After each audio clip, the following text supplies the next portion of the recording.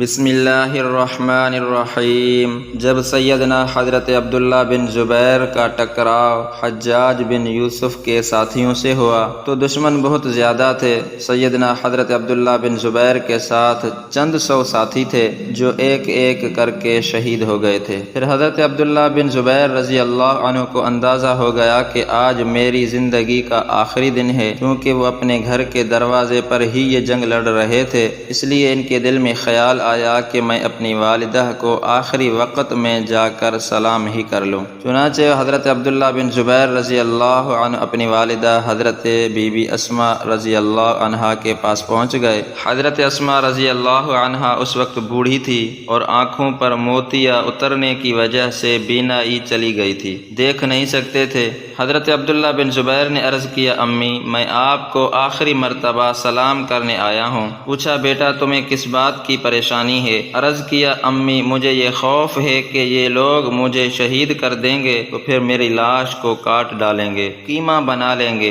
مسلح کر دیں گے۔ بوڑھی ماں کہتی ہے، بیٹا جب بکری کی جان نکال لی جاتی ہے پھر اس کی بوٹیاں کر دیں یا کھال اتاریں، اس سے بکری کو کوئی فرق نہیں پڑتا۔ حضرت عبداللہ بن زبیر رضی اللہ عنہ نے عرض کیا، امی میں سلام کرنے کے لیے حاضر ہوا ہوں اور اب میں واپس جا رہا ہوں۔ ماں نے کہا، واپس تو چلے جانا مگر جانے سے پہلے ذرا میرے قریب ہو جا۔ میں تیری شکل تو نہیں دیکھ سکتی مگر میں چاہتی ہوں کہ تمہارا بوسہ لے لوں اور تمہارے جسم کی خوشبو سونگھ لوں۔ بالآخر ماں نے اپنے بیٹے کو رخصت کرتے ہوئے 3 باتیں کہہ دی۔ پہلی بات، یہ اللہ تو جانتا ہے کہ یہ عبداللہ میرا وہ بیٹا ہے جو سردیوں کی لمبی لمبی راتوں میں تیرے سامنے مصلی پر کھڑا رہتا تھا۔ اور دوسری بات، اے اللہ یہ میرا وہ بیٹا ہے جو گرمی کے لمبی دنوں میں تیری رضا کی خاطر روزہ رکھتا تھا۔ اور تیسری بات، ماں نے یہ عرض کی، اے اللہ یہ میرا وہ بیٹا ہے جس نے خدمت کے ذریعے اپنے بڑوں کا دل خوش کر دیا۔ اے اللہ میں اپنے بیٹے حضرت عبداللہ سے راضی ہوں، تو بھی میرے بیٹے حضرت عبداللہ سے راضی ہو جا۔